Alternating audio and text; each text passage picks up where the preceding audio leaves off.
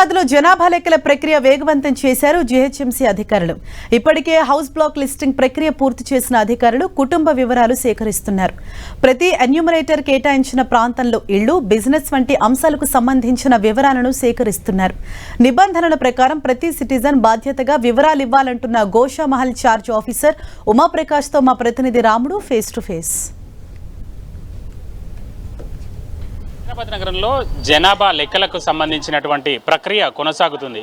ఇప్పటికే house listing అంతా కూడా కంప్లీట్ చేసినటువంటి అధికారులు ఆ ప్రాంతంలో ఉండేటువంటి ఇళ్లలో ప్రాథమిక సమాచారం సేకరిస్తున్నారు. అందుకు సంబంధించి మనం చూడొచ్చు, గోల్కొండ జోన్ పరిధిలో ఉండేటువంటి ఇళ్ల సెన్సెస్ని అంతా కూడా చేస్తున్నటువంటి పరిస్థితి. వాళ్ళకు సంబంధించినటువంటి ప్రైమరీ ఇన్ఫర్మేషన్, కుటుంబ ప్రైమరీ ఇన్ఫర్మేషన్ అంతా కూడా సేకరిస్తున్నారు. ఆ బిఎల్ఓలు మొత్తం కూడా గడిచినటువంటి 4-5 రోజులుగా ప్రతి ఇంటికి ఒక నెంబర్ వేసి ఆ తర్వాత ఆ ఇళ్లలో ఉండేటువంటి ప్రైమరీ ఇన్ఫర్మేషన్ అంతా కూడా సేకరిస్తున్నటువంటి పరిస్థితి ఉంది. ప్రధానంగా గ్రేటర్ హైదరాబాద్ పరిధిలో దాదాపు 20,000కు పైగా మొత్తం ఈ విధంగా హౌస్ బ్లాక్స్ను తయారు చేయడం జరిగింది. అందులో వాళ్ళకి నెంబర్ వేస్తున్నారు. డిప్యూటీ కమిషనర్ ఉమాప్రకాష్ ఉన్నారు. మేడం, ఏ విధంగా సాగుతుంది మీ ప్రాంతంలో? మొత్తం ఎన్ని హౌస్ లిస్టింగ్ బ్లాక్స్ ఏర్పాటు చేశారు? మా దగ్గర టోటల్గా 525 హెచ్ఎల్పి బ్లాక్స్ని ఏర్పాటు చేయడం జరిగింది. దీంట్లో భాగంగా 2 బ్లాక్స్ సెన్సస్ ఎస్ఆర్ఎస్ యూనిట్స్ అని చెప్పి స్పెషల్ ఎన్యూమరేషన్ బ్లాక్స్ ఉన్నాయి. వాటిని కూడా కవర్ చేసుకుంటూ మేము మొత్తం 523 ఎన్యూమరేటర్స్ని అపాయింట్ చేయడం జరిగింది. ఈ 523 ఎన్యూమరేటర్స్కి ఒక్కొక్క ఎన్యూమరేటర్కి 250 నుంచి 300 ఇండ్లు లేదా 1000 జనాభా వరకు ఇవ్వడం జరిగింది. ఇది కొంచెం థిక్కెస్ట్ పాపులేటెడ్ ఏరియా. సో కాబట్టి నెంబర్ ఆఫ్ బిల్డింగ్స్ కంటే కూడా పాపులేషన్ని చూసుకొని వేయడం జరిగింది. ఇందులో ఈసారి ప్రత్యక్షంగా చెప్పింది ఏంటంటే క్యాస్ట్ వివరణ. వాళ్ళు ఏది క్యాస్ట్ గురించి కూడా అడగడం జరుగుతుంది. క్యాస్ట్ గురించి కూడా జరిగినప్పుడు కొద్దిగా రెసిషన్ వస్తుంది. అందరికీ తెలిసి ఇప్పుడు ఎస్ఐఆర్ కూడా చాలా ఇంటెన్సివ్ జరుగుతుంది. దాని మీద వాళ్ళు దాన్ని అబ్జెక్ట్ చేయడం జరుగుతుంది. వాళ్ళు కొన్ని అంశాల్లో కొన్ని పేర్లు అంటే కొన్ని డీటెయిల్స్ మేము ఇవ్వము అని అంటారు.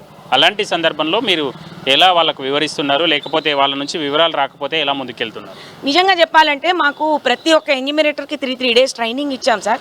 దాని ట్రైనింగ్ ఇచ్చిన టైంలో వాళ్ళకి స్కిట్ లాగా చేయడము, జనరల్గా పబ్లిక్కి వెళ్తే మనకి ఎట్లాగా రిసీవ్ చేసుకోవాలి, ఎలాంటి పేషెంట్స్ అనేది ఒక ఎన్యూమరేటర్కి ఉండాలనేది చాలా చెప్పడం జరిగింది. చాలా రిలక్టెంట్గా మేము ఇవ్వము, నువ్వు ఎందుకు వస్తావు చలో అని మెడల్ గింటి సిచ్యువేషన్ కూడా వచ్చింది. పాప మా అమ్మాయి ఏడుస్తూ బాధపడింది.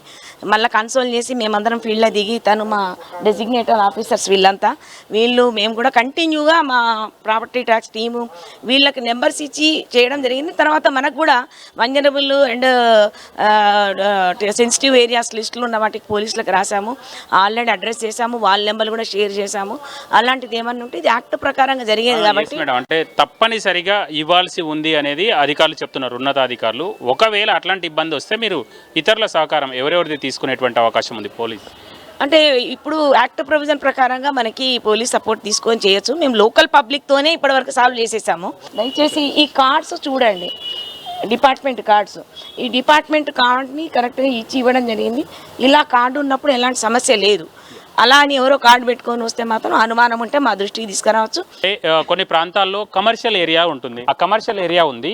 ఆ కమర్షియల్ ఏరియాలో ఎలాంటి ప్రయత్నం చేస్తారు? అక్కడ నుంచి ఎలాంటి వివరాలు సేకరిస్తారు? అంటే బ్యాంకులు కానీ లేదా కార్యాలయాలు కానీ లేదంటే ఈ విధమైనటువంటి కమర్షియల్ ఉంటే అక్కడ నుంచి ఎలాంటి వివరాలు సేకరిస్తారు? ప్రతి ఒక్క దాన్ని ఎన్యూమరేట్ చేయాలి. అది గుడైనా, బడైనా, చర్చ్ అయినా, తర్వాత షాప్ అయినా, లేదా ఇన్స్టిట్యూషన్ అయినా, లేదా ఒక హాస్టల్ అయినా, everything should cover in this. That commercial అయితే దానికి అడిగే క్వశ్చన్స్ వేరే ఉంటాయి. ఇది రెసిడెన్షియల్కి అయితే 34 క్వశ్చన్స్ మనం ఆన్సర్ తీసుకోవాల్సి వస్తుంది. దీనికి only 7 questions we have to take answers. మనం చూడొచ్చు, వీళ్ళందరూ కూడా వచ్చి క్షేత్రస్థాయిలో పరిశీలిస్తూ మొత్తం వివరాలు సేకరిస్తున్నారు. ఒక ఇంటికి వచ్చినప్పుడు 3 నుంచి 5 నిమిషాలు అవుతుంది. కొన్ని సందర్భాల్లో కొంత ఆలస్యం అవుతుంది, కానీ మిగతా సందర్భాల్లో మాత్రం వేగంగా పనులను పూర్తి చేస్తున్నటువంటి పరిస్థితి ఉంది.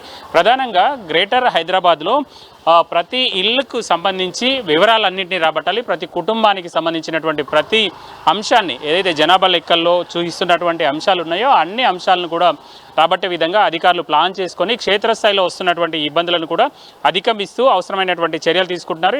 ఎవరైనా ఇవ్వకపోతే మాత్రం అది చట్టం ప్రకారం ప్రతి ఒక్కరు కూడా ఇవ్వాలి. జాతీయ స్థాయిలో రాబోయేటువంటి ప్రణాళికలు తయారు చేయాలి అని అంటే తప్పనిసరిగా ప్రతి ఒక్కరూ ఈ సెన్సెస్లో పాల్గొనాలనేది ప్రధానంగా అధికారులు సూచిస్తున్నారు. ప్రతి ఒక్కరు కూడా అందుకు సహకరించాలి. ఎవరైనా ఆ విధంగా మొండికేస్తే మాత్రం అవసరమైతే పోలీస్ సహాయం కూడా తీసుకుంటామని వాళ్ళు చెప్తున్నటువంటి పరిస్థితి ఉంది. గ్రేటర్ హైదరాబాద్లో ఉండేటువంటి అన్ని ప్రాంతాల్లో ఔటర్ రింగ్ రోడ్ వరకు జిహెచ్ఎంసీ కమిషనర్ కర్ణన్ దీనిని క్షేత్రస్థాయిలో పరిశీలిస్తూ ఎప్పటికప్పుడు ఎక్కడ ఎలాంటి ఇబ్బందులు రాకుండా అవసరమైనటువంటి చర్యలు అయితే తీసుకుంటున్నారు. వేగంగా ఈ జనగణన ప్రక్రియలో మొదటి దశ అయితే వేగంగా పనులు జరుగుతున్నటువంటి పరిస్థితులను మనం క్షేత్రస్థాయిలో చూడవచ్చు. కెమెరా పర్సన్ రాజ్తో రామ్రోట్ ఎన్టీవీ హైదరాబాద్.